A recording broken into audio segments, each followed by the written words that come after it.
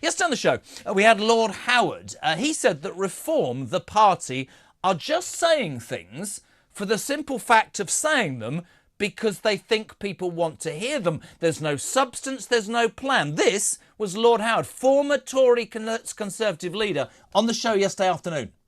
We're telling people the truth. We're telling people the truth about what has happened, why it's happened, and what can be done. Reform are just saying things that they think people want to hear. A vote for Reform is a vote for Labour because it will make it more likely that there'll be a Labour government.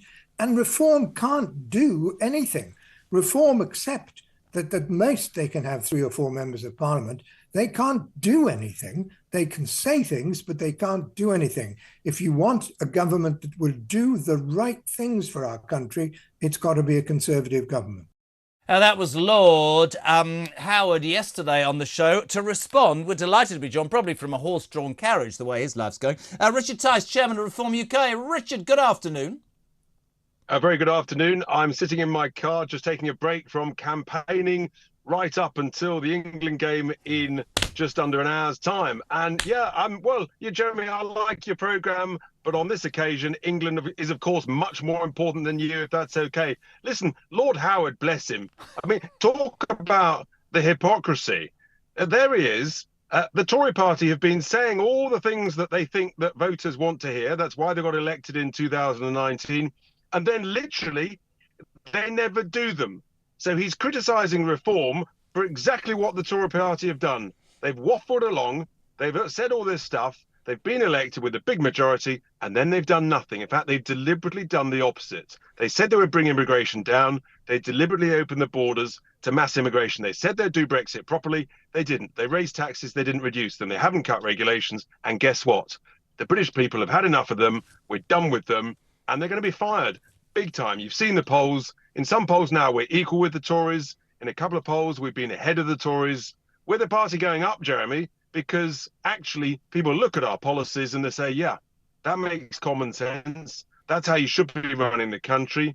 And yes, look, we're honest with people. Unlike Lord Hayward, we're saying there's going to be a Labour government, whether anybody likes it or not. But we are in a journey, and our journey is we're going to get MPs elected this time round, and we are going to become the opposition to Labour in the 28-29 election. And that's the objective. We're quite clear about that. And we set out policies that can work. I've literally reshaped the whole agenda, the whole debate on whether or not the Bank of England should be paying interest on all the money that it printed. Journalists didn't understand it. Tory leaders didn't understand it. The Treasury didn't understand it. I've now got the FT and Robert Peston agreeing with me. I must be right. Richard, we've known each other a long time. Reform is this sort of extraordinary beast as we speak. You know, from the way that we have to do this under broadcasting rules, and certainly over the last 3 weeks on Drive, we've had Labour representation, we've had Tory representations. I sat through the Greens representation. I've spoken to Nigel and I've spoken to you. A lot of people contacting this show and this station are saying, and I think this is the point here, that Reform UK, we can talk about all the unfairness of the two-party system, about how a desire, and some of the polls are showing you'll get a few seats, and Nigel said it's a 5-year plan.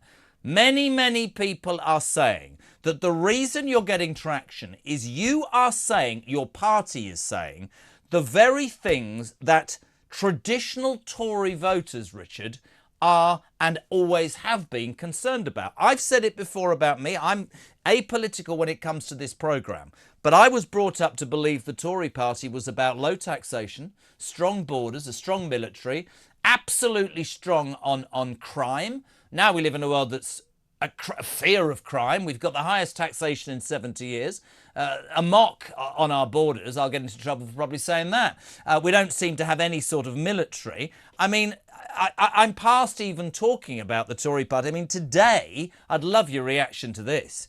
The Conservative Party's director of campaigning has taken a leave of absence. Tony Lee is taking a break from his role because it's earlier emerged that his wife, Laura Saunders, was facing an inquiry by the Gambling Commission. Now, Mr. Saunders previously worked... To be honest, given how badly their campaign's going, it may improve if he's taken a leave of absence. But now, frankly. let's just get this right though, because when Rishi Sunak was the Chancellor, there was a part of me that thought he was competent. His Special Protection Officer, his Parliamentary Private Secretary, his head of campaigning, and the wife have all had to go because they've had a bet, apparently, on when Sunak was going to call the election, which apparently caught every single Tory on the hop. And here's the thing, and you just touched upon it. Yesterday, if I was the Tory Party yesterday, the first bit of good news, 2% inflation. And yet calling it when he did, Richard, will turn out to be the biggest mistake ever, because any interest rate cuts aren't going to happen till after the election. The Labour Party, who presumably are going to win if you watch the polls, they're going to hoover up all that response. It's ludicrous, man. And if reform with respect cannot get traction with the appalling approach of the Tories, then you're not doing a very good job in the first place, pal.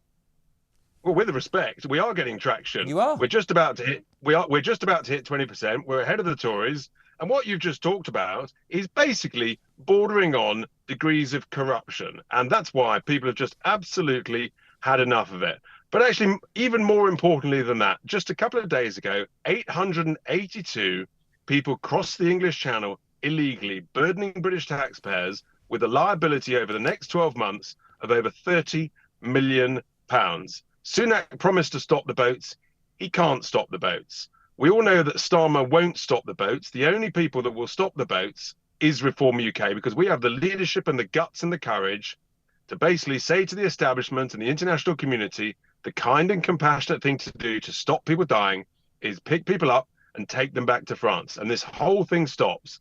And this outrage and knocking on doors all over the country, I'm telling you, people are furious about this invasion by over 100,000, primarily young men of military age, breaking the law and essentially consuming British taxpayers' cash, destroying jobs in hotels. It's an outrage. That's the illegal immigration, not to mention the much, much bigger number of legal migration, which is putting huge pressure on housing rents, pressure on public services like healthcare. You can't see a doctor or get an operation, and suppressing British wages. The whole thing is an absolute outrage. And let me tell you, Jeremy, we're actually doing better than the polls say. I wanted to ask you about this, and we're allowed to because we take all sides on this station, on this show. Lots of people were on yesterday saying, you don't understand. You're saying Reform will get 3 or 4 seats. I had 3 callers yesterday on the bounce who said there's something happening out there. Now, I'm old enough in the tooth. I'm even older than you, for God's sake. I know what the world is like. But do you get that feeling as the chairman of Reform on the streets, knocking on those doors? Do you get the feeling that there really is that traction, more traction than perhaps is being reported as you meet the people? Yes, is the simple answer. There is something really significant happening, not just where I'm campaigning in my seat or where Nigel's campaigning. I'm getting messages from our candidates all over the country just saying something remarkable is going on. There's a lot of shy reformers out there, a bit like there were a lot of shy Brexiteers saying, don't tell anyone, but I'm voting Reform. And then we hear actually the whole family's voting Reform, the friends are voting Reform, the whole pub's voting Reform. It's extraordinary. People have had enough of the establishment betraying them, lying to them, letting them down. People feel poorer. They don't feel safe on the streets. They know that mass immigration is reducing the quality of life in the United Kingdom. And our healthcare needs reform. The whole country, everything needs reform. And we're the party that is basically calling it out. When you set this up, and you did a lot of work before Nigel came on board 2.5 weeks ago, in leadership capacity, did you ever believe that traction, that feeling? Seriously, and I'm being honest, because you are. It's almost Farage, and I hate the analogy, but it's almost Trump-esque, because this is a man who's just come into this. And I remember I talked about this the day that Trump got inaugurated all those years ago, and he stood on that stage, didn't he, in Washington, with all the suits behind him, and he turned around and he said, "This isn't about you.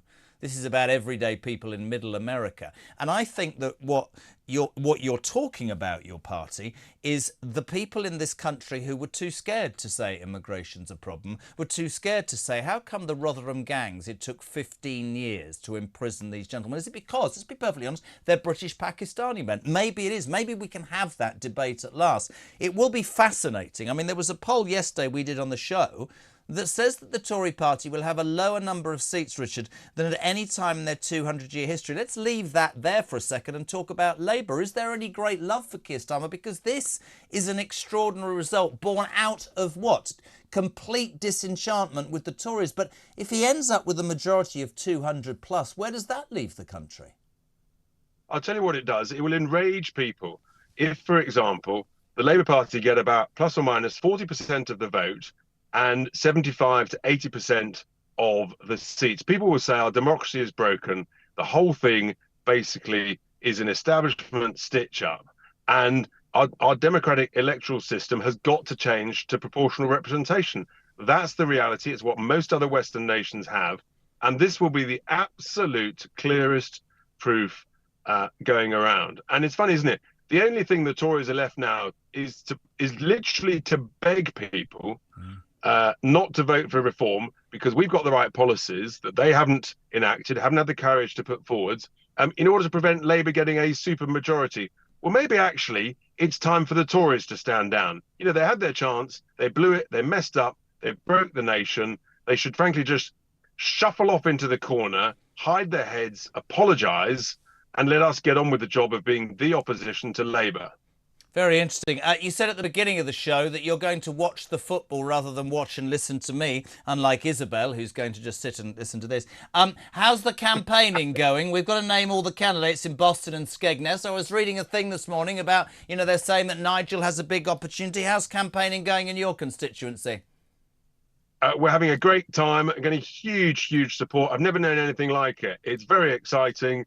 And yeah, we're talking about all of the important issues to the constituents. Yeah, it's remarkable. 2 weeks to go, and I'm looking forward to every single day. And then July the 4th is going to be something remarkable is happening, and something remarkable is going to go on with election night. Then of that, I've absolutely no doubt whatsoever. And we're going to surprise everybody. I must just say, it's nice to see you without that light blue tie on. Now, you toddle off and you don't pretend you drive, by the way, Tice. He's got a chauffeur, ladies and gentlemen. Let me tell you, really good to have you on. Really good. Richard Tice, Chairman of Reform UK.